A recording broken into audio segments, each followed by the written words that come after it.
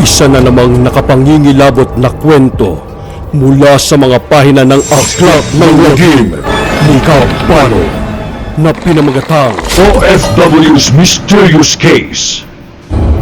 Mga kwento ng lagim ni Kabano.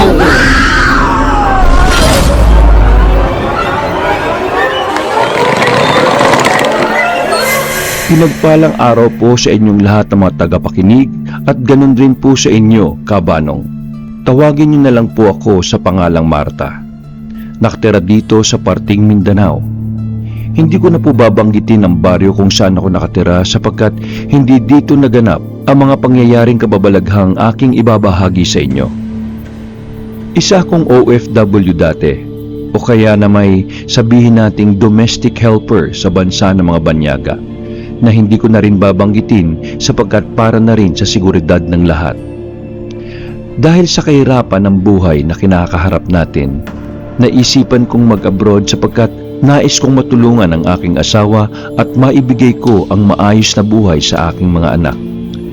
Kasalukuyang naglalaba ako ng mga sandaling yon nang dumaan at nag-announce si kapitan sa baryo namin na may palibreng trabaho para sa mga gustong mag-abroad. Libre ang lahat ng gagastusin basta may valid ID at birth certificate ka lang. Dahil sa narinig kong yon ay nagka-interes ako sapagkat bibihira lang ang ganong oportunidad. Kinagabihan, habang kumakain kami ng asawa kong si Jason ng hapunan, ay masinsinang kinausap ko ito na kung maaari ba akong makipagsapalaran sa ibang bansa. Kahit 2 taon lang para naman kahit papaano ay makatulong man lang ako sa aking asawa sapagkat naaawa na ako sa kanya dahil todo kayo dito kakatrabaho subalit kulang na kulang pa rin para sa pang-araw-araw naming gastusin. Nung umpisa ay nagalit at nagmamatigas ito at hindi pumayag sapagkat ayon dito ay marami na siyang nababalitaan na mga OFW na inapi ng mga banyaga. Dahil sa kagustuhan kong makatulong, kaya pinilit ko itong kumbinsihin sapagkat malaki rin ang maitutulong ko sa kanya kapag nakapag-abroad ako. Makakapagpatayo na rin kami ng bahay kapag nangyari yon at makakapag-aral na rin ang mga anak namin sa isang magandang paaralan. Sandaling nag-isip ng malalim ang asawa ko at napabuntong hininga ito. Sige na nga, papayag na ako mag-abroad ka pero 2 taon lang ha, pagkatapos nun ay uuwi ka na. Nang marinig ko yun, ay masaya akong nagpasalamat dito. At nangako akong 2 taon lang ako magtatrabaho at uuwi na ako sa Pilipinas at magtatayo na lang kami ng munting negosyo. Lumipas pa ang ilang araw ay mabilis na naayos ang pag-aasikaso ng mga papel ko at passport hanggang sa pansamantala muna akong namalagi sa accommodation ng mga nag-a-apply ng trabaho patungong abroad. Lumipas ang ilang araw ay naging maayos na lahat hanggang sa makalipad na ako patungong abroad. Unang salta ko sa bahay ng magiging amo ko ay maayos naman ang kanilang pagtrato sa akin. Silang mag-asawa lang ang aasikasuhin ko sa loob ng bahay sapagkat wala pang anak ang mga ito. Sa mga unang araw ng linggo at buwan ay maayos naman ang ipinapakita sa akin ng mag-asawang amo ko at palaging nakangiti ang mga ito kapag inuutusan ako. Kaya naisip kong maswerte ako at mabait ang mga ito. Kahit naho-homesick ako sa pamilya ko sa Pilipinas, ay hindi ko masyadong iniisip yon dahil sa panatag ang kalooban ko sa bahay na pinagsisilbihan ko. Lumipas ang ilang buwan, ay napapansin kong tila nag-iiba na ang ugali ng mga ito. Palagi nang galit at kung mag-utos ay nakasigaw na. Nung umpisa ay hindi ko na lang iyon pinapansin sapagkat ang buong akala ko ay may problema lang ang mga ito kaya mainit palagi ang mga ulo. Hanggang sa isang araw, habang kumakain ng mga ito ay nakalimutan kong lagyan ng pampalasa ang sabaw na niluto ko dahil sa pagkakataranta kong mapapagalitan na naman ako ng mga ito. Lalong-lalo na ang amo kong lalaki. Nang tikman na yun ng amo kong lalaki ay napasigaw ito at tinawag ako kaya kinakabahan akong nagmamadaling tumakbo patungo sa hapagkainan. Iminwestro nito ang sabaw habang nagtatanong kung bakit walang lasa at nanlilisik ang mga matang galit na galit. Todo hingi naman ako ng pasensya at tawad dito dahil sa nakalimutan ko yung lagyan ng pampalasa. At sinabi ko na lang na lalagyan ko na lang yun ng pampalasa dahil sa mainit pa naman ang sabaw. Ngunit Galit na binuhat ng amo kong lalaki ang mangkok na may sabaw at ibinuhos yun sa akin. Dahil sa kakaahon ko pa lang ng sabaw na yon mula sa apoy, ay talagang umuusok pa ito. Kaya nagsisisigaw akong pinagpag ang dibdib ko nang matamaan yun ng napakainit na sabaw. Hindi pa ito nakontento at ibinito pa nito ang mangkok sa ulo ko. Kaya bahagya akong nahilo at pagkapa ko sa parting natamaan ng mangkok ay may tumutulong dugo mula rito. Umiiyak akong sinabi sa kanila na ibigay na lang nila sa akin ang passport at uuwi na lang ako sa Pilipinas. At least sa Pilipinas kahit gaano kahirap ang buhay ay hindi ko yun mararanasan. Nang marinig yun ng amo kong babae ay kaagad na hinawakan nito ang buhok ko at kinaladkad ako patungo sa kwarto ko at ipinadlak ako doon. Kahit anong pagmamakaawa ko dito ay tila mga bingi ang mga ito na parang walang naririnig at tila sanay na ang mga ito sa ginagawa nila. Nang mga sumunod na araw ay pinakawalan nila ako sa pagkakakulong. Nakikiusap sila at humihingi ng tawad na sana'y wag na akong umalis at magsilbi uli sa kanila. Ngunit pag ako'y nagkakamali na naman, nagagalit na naman sila at sinisigawan at sinasaktan na naman nila ako. Ilang beses ko na namang natikman sa kanila ang pagmamaltrato at batuhin ng kung anumang bagay ang mahawakan ng mga ito.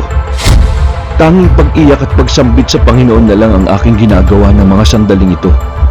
Sapagkat batid kong walang makakatulong sa akin kundi ang sarili ko lang at ang Panginoong Diyos. Habang humahagulgulo ko ng iyak, ay may narinig akong parang nagpupukpok ng kung anong bagay sa kabilang kwarto. Dahil sa paulit-ulit yun ng pagpukpok, tumahimik na lang ako at ginamot ko ang sarili ko. Kinagabihan, ay agad akong napatayo nang marinig ko ang mga yapak na papalapit na sa kwarto ko. Nang magbukas ang pintuan ay ang amo kong babae. Ito ay pasigaw na inutusan akong magluto ng hapunan. Wala akong magawa kundi sumunod. Nagmamadali akong tinungo ang kusina. Habang naghahanda ako ng pagkain, ay napansin kong may pumasok sa kusinang kaparehas kong kasambahay at alam kong Pilipina din ito dahil sa itsura niya. Naisip ko na baka papalitan na ako sapagkat may bago na silang kinuhang kasambahay. Nginitian ko ang babae sa tingin ko nasa edad 30 lang ito. Tahimik lang ito at hindi man lang ito gumanti ng ngiti sa akin. Makalipas ang ilang araw ay napapansin kong ako pa rin palagi ang inuutusan ng amo ko sa lahat ng mga gawain. Kaya nagtataka ako sapagkat may kasama naman kaming isa pang kasambahay, bakit hindi ito inuutusan ng amo ko? Samantalang wala naman itong ginagawa at nakaupo lang ito sa kusina. Minsan ay nasa loob lang ito ng kwarto, katabi ng kwarto ko. Napapailing na lang ako at naisip na baka strategy na naman ng amo ko na kunwari mabait sa umpisang buwan pero kapag nagtagal ka na sa kanila ay lalabas na ang kademonyuhan ng mga amo ko. Kasalukuyang tumatawag ako sa asawa ko ng gabing yon nang biglang may narinig akong iyak sa kabilang kwarto. Kaya nagpaalam na ako sa aking asawa at pinatay ko na ang cellphone. Ilang sandali pa ay patuloy pa rin ang pag-iyak ng babae sa kabilang kwarto, kaya idinikit ko ang aking tenga sa pader. Kapag dinidikit ko yun, ay nawawala ang iyak, pero kapag inilalayo ko ay naririnig ko na namang umiiyak ito. Iniisip ko na lang na baka na-homesick lang ito. Habang pinapakinggan ko ang pag-iyak, ay bigla na lang akong nagulat nang biglang kumalabog ng kabilang kwarto. Animoy may mga nag-aaway sa loob at naririnig ko ang babaeng kasama ko na umiiyak at nagmamakaawa. Subalit wala akong naririnig na may kausap ito o kaya ay may sumasagot man lang sa pagmamakaawa niya. Tanging kalabog ng kwarto lang nito ang naririnig ko at parang pinaghahagis ang kung anumang bagay ang naroroon sa loob ng kwarto nito. Todo iyak na humahagulgol ang babae habang pilit pa rin nagmamakaawa kaya hindi na ako nakatiis pa. Naisip ko na baka sinasaktan ito ng amo ko kaya kaagad na akong lumabas ng kwarto at kinatok ang kwarto nito. Walang nagbubukas ng kwarto nito kaya pinilit ko ng buksan ng doorknob at pagkapihit ko noon ay hindi ito nakapadlock kaya binuksan ko na yun. Laking pagtataka ko dahil patay ang ilaw at walang katao-tao. Kaya kinabahan ako ng mga sandaling yun at kaagad na isinara ang pintuan at bumalik na ako sa kwarto ko. Kinaumagahan, habang nagluluto ako ay galit na galit ang amo kong babae na tinungo ako sa kusina. Pinagmumumura at dinuduro ako nito. Hindi ko maintindihan kung ano ay kinagalit nito sa akin kaya tumahimik na lamang ako habang nagpapakulo ng tubig. Dahil sa ginawa ko, ay mas lalo pang nanggigil at pinandilatan ako ng mga mata nito. Bigla nitong kinuha ang takuring pinapakuluan ko at walang pagdadalawang isip na ibinuhos yun sa akin. Napasigaw na naman ako sa sakit at init na nararamdaman nang ibinuhos nito sa katawan ko ang kumukulong tubig. Samantalang yung kasama kong babae ay tahimik lang sa gilid habang nanunood sa akin. Pagkatapos ng ginawa ng amo ko, ay kaagad na itong umalis sa bahay. Umalis ka na dito. Umalis ka na. Tumakas ka na. Habang hindi pa huli ang lahat. Luha ang napatingin ako sa kanya. Sino ka ba talaga? Ilang linggo na tayong magkasama pero ngayon mo lang ako kinausap. Ako si Hana. Tutulungan kitang makaalis dito. Pero kailangan tulungan mo rin ako. Paano? Paano kita matutulungan? At paano mo ako matutulungan? Palagi nakapadlock ang gate. Hindi tayo makakaalis. Naglakad patungong kwarto ang babae at doon ay pinaliwanag niya lahat-lahat ng nangyari at kung bakit hindi siya napapansin ng mga amo ko. Biglang nangilabot ang buo kong katawan nang matapos niyang isalaysay ang mga nangyari. Ayon dito ay isa na pala siyang multo sapagkat pinatay siya ng mag-asawa kong amo. Bago ako napunta dito ay siya ang kasambahay nila. Pinatay siya sa loob ng kwarto na kanyang tinutulugan dahil sa nagkamali lang siya sa kanyang ginawa sa inutos ng mga ito sa kanya. Kinalagkad siya ng babaeng amo habang yung lalaki naman ay pinagtatatadyakan siya hanggang sa mawala na siya ng malay. At nung nawala na siya ng malay, pinaghahampas pa siya ng mga ito ng bakal sa ulo hanggang sa tuluyan na siyang mamatay.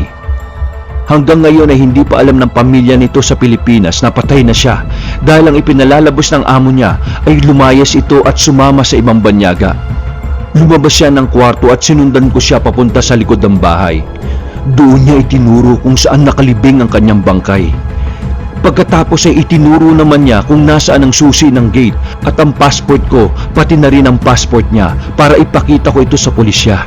Nagpasalamat naman ako dito bago ako tumakbong palabas. Kagad akong nagtungo sa embassy upang isuplong ang karumal-dumal na nangyari sa bahay at sa among pinagsisilbihan ko. Laking pasalamat ko na rin at mabilis na umaksyon ang mga pulisya at ang embahada. Kaya agad na sinamahan ako ng mga ito pabalik sa bahay. At doon ay itinuro ko kung nasaan ang bangkay na nakalibing. Gulat na gulat naman at nagmamakaawa ang mga amo ko na huwag silang ikulong sapagkat hindi daw nila sinasadyang mapatay ang dati nilang kasambahay. Hanggang sa huli, bago ako bumalik sa embahada upang iuwi na ako sa Pilipinas, ay nakita kong nakangiti na si Hana habang kumakaway sa loob ng bahay bago ako sumakay sa mobil ng mga pulisya. Pagka-uwi ko sa Pilipinas, ay laking pasalamat ng pamilya ni Hana dahil sa nalaman nila ang buong katotohanan. At binayaran rin kami ng danyos ng amo ko sapagkat inilaban namin sa korte ang pang-aabusong ginawa ng mga ito sa amin. Nakulong sila at nabigyan kami ng hustisya. Sa ngayon po, kabanong, ay maayos at masaya na po kaming magkasama ng pamilya ko sa kabila ng parusa at lagim na napagdaanan ko sa mga kamay ng banyaga.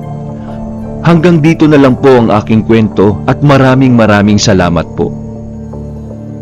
Kaya mga kasangga, kung may mga napagdadaanan man tayo mga pagsubok, ay huwag matakot at mag-alinlangang manalangin sa Panginoon, sapagkat bibigyan ka nito ng isang himala katulad na lang ng nangyari kay Martha. Palagi siyang pinaparusahan ng kanyang among banyaga, subalit may isang kaluluwa ang tumulong sa kanya at natulungan niya rin na lutasin ang misteryong nangyari sa buhay nito. Kung nagustuhan niyo ang ating kwento sa araw na ito, ay huwag kalimutang pindutin ang like button at mag-iwan ng comment kung ano ang saloobin niyo sa kwento nating ito at agad ko itong sasagutin. At kung bago pa lang kayo sa channel kong ito, ay maaring pindutin nyo na rin ang subscribe at join button para ma-notify kayo sa mga bago nating upload na videos at makasama ko na rin kayo sa shoutout sa susunod na video. Kaya shoutout muna tayo kina Rubilin Doyan and kay Joe Francis. Sabi niya sa akin dito, bagong subscriber siya. Thank you very much po. Pero ang sabi niya, maganda po yung boses niyo pero para akong hinihingal kasi ang bilis niyo po mag-narrate. Actually, kung papansinin mo naman, sa umpisa hindi naman ako mabilis mag-narrate. Siyempre pagka medyo intense na yung eksena, hindi naman po pwedeng Ayan, pinatay na siya ng kanyang amo o pinatay na siya ng aswang. Hindi naman pwede ganun, di ba? Pinatay na siya ng aswang. Yan. Nagpapaliwanag lang, di po galit. Well, thank you very much po. At nag-subscribe po kayo. Makikita niyo naman po yan. May mga sa bandang umpisa, syempre, nagpapakilala. Hindi naman po mabilis ang ating narration. And syempre, shoutout rin sa ang pahina ni Iralyam Horror Stories, Avelino Horror Stories, Jmar Balarmino, and of course si Dins Lab, ayan. And of course siyempre si Ma'am Yolanda Gintivano, okay, Jennifer Gabute, ayan, Abel Valdoria, Jeric Diaz. Shoutout rin kay Incognito Stories, Amihan Grande, LD476, Chai Villaraza, Full-Blooded Igorot, Jennifer Gabute, Shasha Sodayo, ang manunulat Horror Stories, ang tinig ni Gabriela, Sid Vicious, Aswang Stories, Tess Watanabe, of course si Barry Barrera, ang Sundo Horror Stories, June Andre Nagar, Nico Hidalgo, ang General, Raman Francisco, Fab Jai, hello po ma'am,